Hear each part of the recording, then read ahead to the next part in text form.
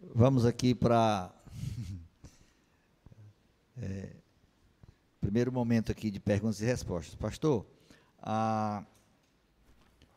o evangeliquez nem sempre comunica o evangelho. Essa é a pergunta? Não, ok. Você concorda com isso? Concordo. Às vezes é possível comunicar o evangelho sem usar o evangeliquez. Foi o que eu disse ontem. Pronto, eu queria que você explicasse com mais clareza isso daqui. Entendeu? Ok, vamos lá. Ontem eu dei um exemplo. Eu falei que o apóstolo Paulo, quando ele pregou no Areópago, ele usou uma linguagem diferente do que ele usava com os judeus nas sinagogas. Então presta atenção que eu queria que você olhasse na Bíblia. Abre a sua Bíblia em Atos 17. Em Atos 17 a gente vê os dois lados da moeda. Lembra, Paulo era um fariseu que estudava muito as escrituras do Antigo Testamento. Ele sabia isso como poucos judeus sabiam. Então ele sabia ensinar nas sinagogas e mostrar como o Antigo Testamento conduzia a Cristo. Quando ele escreveu aos Gálatas, inclusive, ele disse que a lei nos serviu de aio para nos conduzir a Cristo. É o que Paulo fazia quando ele ensinava judeus. Então se você olhar Atos 17, a partir do versículo 17, fala assim: por isso dissertava na sinagoga entre os judeus e os gentios piedosos. Então aqui ele está falando entre os judeus. Se você olhar a conversa dele com os judeus, quando você ler pregações anteriores e posteriores, você vai ver que ele usa o Antigo Testamento, ele faz referência à história do Antigo Testamento. Mas, continuação do versículo 17 fala: também na praça, todos os dias, entre os que ali se encontravam. E quem é os que estavam ali? Versículo 18 fala: alguns filósofos epicureus, estoicos, sempre perguntavam para ele: o que você está querendo dizer? Eu não estou entendendo, você prega uns deuses meio esquisitos, um tal de Jesus e uma tal de ressurreição.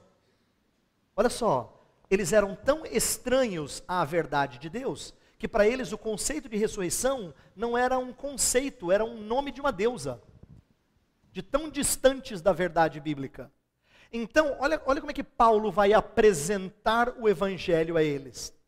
Não usando o que era próprio das sinagogas, que seria o que eu chamei de evangeliquez. Não é próprio para eles, não vai comunicar nada a eles. Como é que ele começa? Ele vê vários altares, e ele vê um altar ao Deus desconhecido, ele falou: já sei como é que eu vou começar a minha conversa. Percebo que vocês são preocupados com religião. Ele não está falando uma mentira, é verdade. Não é boa religião, mas eles são preocupados com religião. Percebo que vocês são acentuadamente religiosos, pois eu até percebi um altar ao Deus desconhecido. Olha só. Pois eu queria falar desse Deus que vocês não conhecem. Eu conheço. E sabe como é que ele é? Ele não precisa de vocês. Mas ele usa linguagem interessante, porque ele fala assim, ele fez todas as coisas, ele começa a usar uma linguagem sobre a criação de Deus e como ele tem poder maior do que os deuses gregos do Monte Olimpo. Então, ele apresenta numa linguagem, o Deus Criador, não dizendo assim, Gênesis 1 diz assim, não é assim que ele fala. Ele apresenta a verdade de um Deus Todo-Poderoso de uma maneira que gregos entenderiam. Então, o que eu quero dizer, em resposta a essa colocação que o pastor Cleiton levantou, é que nós deveríamos aprender a conversar com pessoas usando uma linguagem que eles entendam. Não adianta você usar uma linguagem que é estranha a eles. Não significa que você não possa falar alguma linguagem religiosa. Não é que é pecado fazer isso, não é isso que eu estou dizendo. Mas lembra, a paz do Senhor só comunica para quem conhece a paz do Senhor. Para quem não conhece a paz do Senhor não significa nada.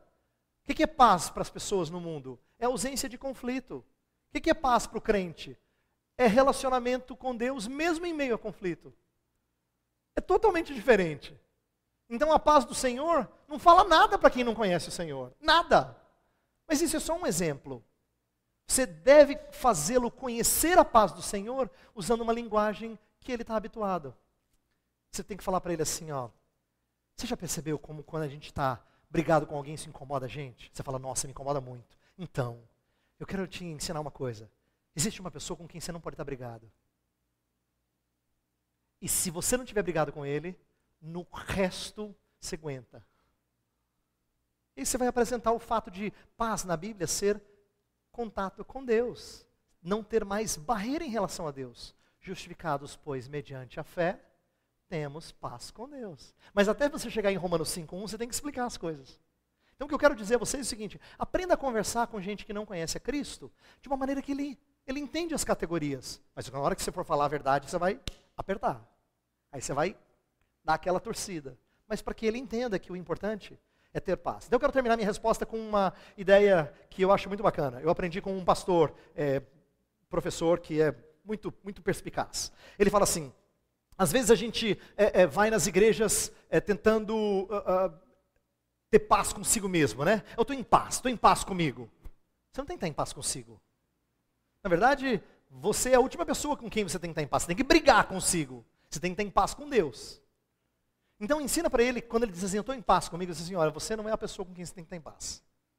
Na verdade, você tem que brigar com você, viu? Guerra, né? O espírito milita contra a carne, não é verdade? Comigo eu brigo feio. Com os outros eu procuro buscar paz. Mas é verdade. O que a Escritura ordena? Amai a si mesmo? Não. Amar ao Senhor e amar o próximo. É com eles que eu tenho que ter paz. Com o Senhor e com o próximo. Com o Senhor eu tenho paz com Deus em Cristo Jesus. E com o próximo, no que for possível, tendes paz com todos os homens. Agora comigo não eu não tenho paz. Comigo eu saio na mão. Paulo falou assim, eu esmurro o meu corpo. Não é legal? Eles entendem essa linguagem. Isso é pregar o evangelho para eles. Isso é você mostrar para eles que existe coisa dentro deles que não está boa. Então ele não tem paz com isso. Tem que brigar com isso. Mas com Deus ele tem que ter paz. É isso que eu quero dizer. Fale o evangelho de uma maneira que eles entendam.